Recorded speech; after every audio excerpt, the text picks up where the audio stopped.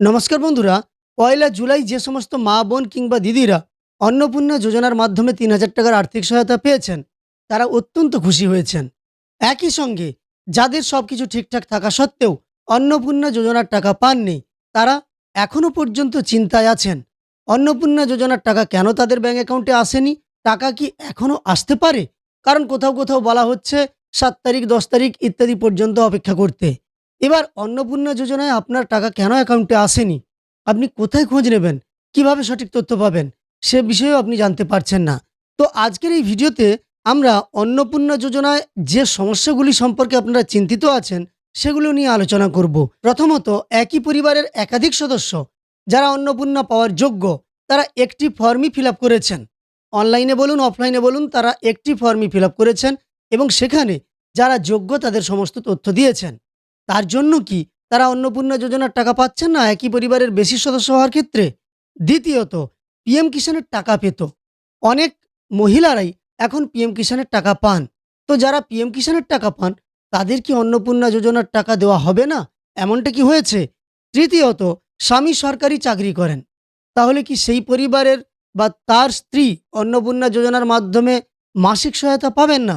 একই সঙ্গে জুনে পেয়েছেন, জুলাইতে পাননি। মানে জুনে প্রথমবার যে ১৮ লক্ষ উপভোক্তাকে টাকা দেওয়া হয়েছিল, তাদের মধ্যে আপনার নাম ছিল, আপনি পেয়েছিলেন। কিন্তু জুলাই মাসে আপনার ব্যাঙ্ক অ্যাকাউন্টে টাকা ঢোকেনি এবং এসএমএস এসেছে, কিন্তু আপনি দেখছেন আপনার টাকা আসেনি। এমনটাও অনেকের ক্ষেত্রে হয়েছে। তাছাড়াও অনেকগুলো প্রশ্ন তো আছে। যারা বিধবা ভাতা পান, তারা কি অন্নপূর্ণা ভাণ্ডারের টাকা পাবেন কিনা? এছাড়াও প্রাইভেট স্কুলে বাচ্চা পড়ে বলে কি অন্নপূর্ণা ভাণ্ডারের টাকা দেওয়া হয়নি? এই সমস্ত নানান তথ্য আপনাদেরকে বা নানান প্রশ্ন আপনাদেরকে তাড়া করে বেড়াচ্ছে। কিছুটা হলেও এই ভিডিওর মাধ্যমে এই প্রশ্নগুলোর উত্তর আপনি পেয়ে যাবেন।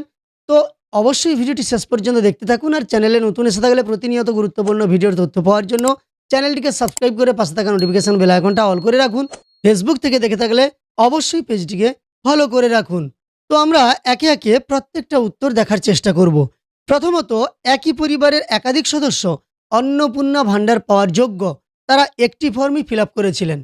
এতে কি কোনো সমস্যা হয়েছে? আপনাদের জানিয়ে রাখি, না, একেবারেই নয়। আমি বেশ কিছু উদাহরণ পেয়েছি বা খোঁজ নিয়ে জানতে পেরেছি, তাই আপনাদের একটু দেরিতে হলেও একটা কমপ্লিট ভিডিও দেওয়ার চেষ্টা করছি।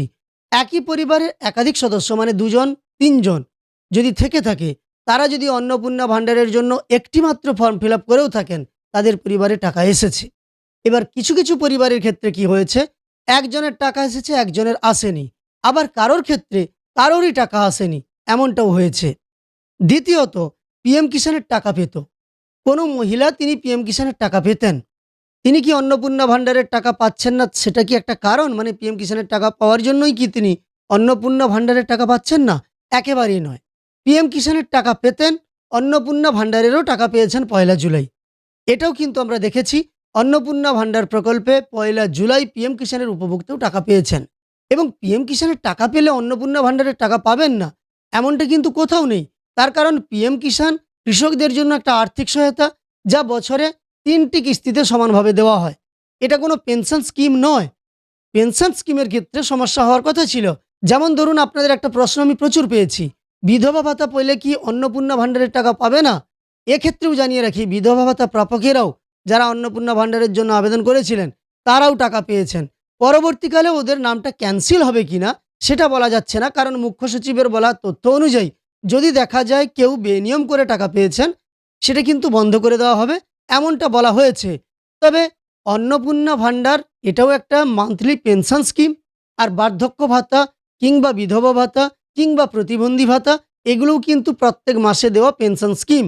তো এই সমস্ত পেনশন স্কিমের আর্থিক সহায়তা পাওয়ার সঙ্গে সঙ্গে বার্ধক্য ভাতাতে যদিও সম্ভব নয়, মানবিক অর্থাৎ প্রতিবন্ধী ভাতা কিংবা বিধবা ভাতা এর সঙ্গে অন্নপূর্ণা ভাণ্ডার পাওয়া যাবে কিনা, এটা নিয়ে একটা সন্দেহ আছে। তো আপাতত টাকা এসেছে, এটা আপনাদের আমি জানিয়ে রাখলাম। ৩ নম্বর, সরকারি চাকরি যদি স্বামী করেন, তাহলে তার স্ত্রী কি অন্নপূর্ণা ভাণ্ডারের টাকা পেতে পারেন? হ্যাঁ, এ উদাহরণও আছে। অন্নপূর্ণা ভাণ্ডারের টাকা পেয়েছেন স্বামী, কেন্দ্রীয় সরকারের চাকরি করেন কিংবা রাজ্য সরকারের চাকরি করেন, তার স্ত্রীও অন্নপূর্ণা ভাণ্ডারের টাকা পেয়েছেন, এমন উদাহরণও আছে, আমরা দেখেছি এবং জানতেও পেরেছি। সেক্ষেত্রে এটা কোনো সমস্যা হওয়ার কথা নয়, কারণ নিয়মে কোথাও বলা নেই যে তার স্বামী যদি চাকরি করেন তাহলে সেই মহিলা তিনি কিন্তু অন্নপূর্ণা ভাণ্ডারের টাকা পাবেন না, এমনটা বলা নেই। কারা কারা পাবেন না সেটাও আপনাদের আমি বলবো। এবার এসএমএস এসেছে, একটা বাংলা এসএমএস আপনাদের কাছে এসেছে যে আপনার ব্যাঙ্ক অ্যাকাউন্টে অন্নপূর্ণা ভান্ডারের প্রাপ্য ৩,০০০ টাকা পাঠিয়ে দেওয়া হলো রাজ্য সরকার বা পশ্চিমবঙ্গ সরকারের পক্ষ থেকে। কিন্তু আপনার ব্যাঙ্ক অ্যাকাউন্টে টাকা আসেনি। এই উদাহরণটা কিন্তু আমিও, আপনারা অনেকেও কমেন্টে করেছেন, জানিয়েছেন।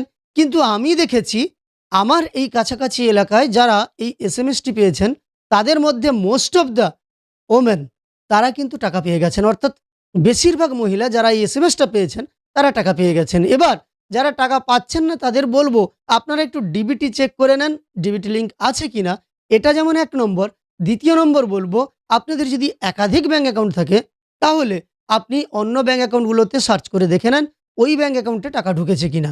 যেমন ধরুন আপনার ডিবিটি লিঙ্ক আছে স্টেট ব্যাঙ্ক অফ ইন্ডিয়ায়, আপনি সার্চ করে দেখেছেন, এনপিসিআই গিয়ে আপনার ডিবিটি লিঙ্ক আছে স্টেট ব্যাঙ্ক অফ ইন্ডিয়ার ব্যাঙ্ক অ্যাকাউন্টে। স্টেট ব্যাঙ্ক অফ ইন্ডিয়ায় ২টি ব্যাঙ্ক অ্যাকাউন্ট আপনার আছে, সেক্ষেত্রে কোনটাতে ঢুকেছে সেইটা আপনি একটু দেখে নেবেন। কারণ কোন ব্যাঙ্ক অ্যাকাউন্ট সেটা কিন্তু এনপিসিআই সার্ভারে উল্লেখ থাকে না। এবার দেখুন, জুনে টাকা পেয়েছেন, জুলাইয়ে টাকা পাননি, এই সমস্যাটা কিন্তু হয়েছে। যারা জুন মাসে টাকা পেয়েছেন প্রথম কিস্তি বা প্রথমবার, যখন ২৮ লক্ষ উপভোক্তাকে অন্নপূর্ণা ভান্ডারের টাকা দেওয়া হয়, তারা জুলাই মাসে পাননি, এমন অনেকেই আছেন।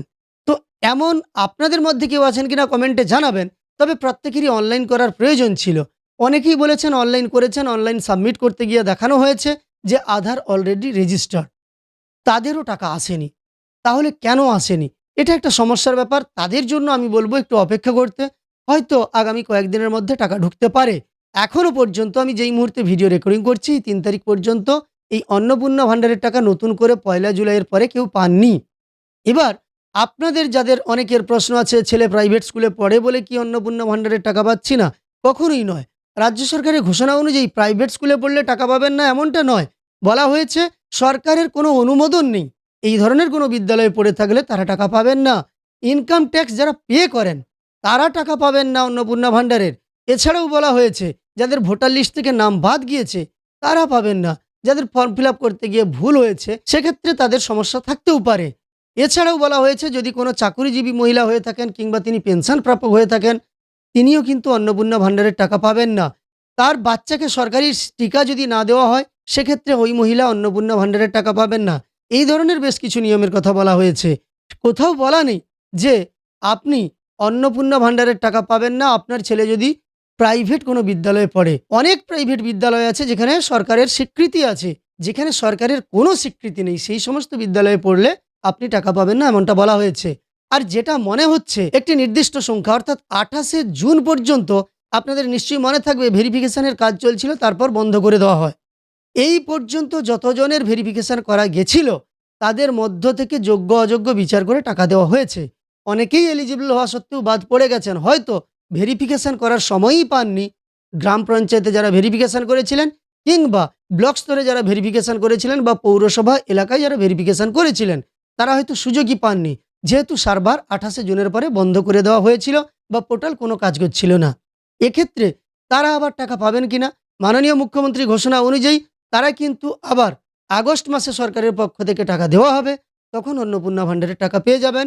এছাড়াও যাদের কোনো সমস্যা হয়তো থেকে গেছে তাদের নিশ্চয়ই কোনো সুবিধা দেওয়া হবে বা তাদের সংশোধনের সুবিধা সুযোগ দেওয়া হবে, এটা আশা করা যায়। তাই বলবো বি পজিটিভ, থিঙ্ক পজিটিভ। তো আপনি পজিটিভই ভাবুন, যেহেতু সমস্যা হয় তার সমাধানও থাকে, আশা করি সমাধান হবে। অন্নপূর্ণা ভান্ডারের টাকা যারা পাননি এই মুহূর্তে আর চিন্তা না করে ওয়েট করুন। অ্যাকাউন্ট আপনি চেক করবেন, পরবর্তীকালে টাকা যদি দেওয়া হয় এই মাসের মধ্যে কোনো দিন আমরা তথ্য দিয়ে সহযোগিতা করার চেষ্টা করব আপনাদের। আর এই মাসের মধ্যে যদি না দেওয়া হয় তাহলে নেক্সট মাস আপনারা পেতে চলেছেন, এমনটাই অন্তত আপনি ধরতে পারেন। আপনার সমস্যাগুলোর সমাধান করবেন যখনই পোর্টাল ঠিক হয়ে যাবে, যদি সমস্যা থেকে থাকে। সম্পূর্ণ ভিডিওতে আপনাদের বেশ কিছু তথ্য দিয়ে সহযোগিতা করার চেষ্টা করলাম। ভিডিওটি উপকারে এসে থাকলে একটি লাইক করবেন, চ্যানেলটিকে সাবস্ক্রাইব করে পাশে থাকা নোটিফিকেশন বেল আইকনটা অল করে রাখবেন। ফেসবুক থেকে দেখে থাকলে অবশ্যই পেজটিকে ফলো করে রাখবেন।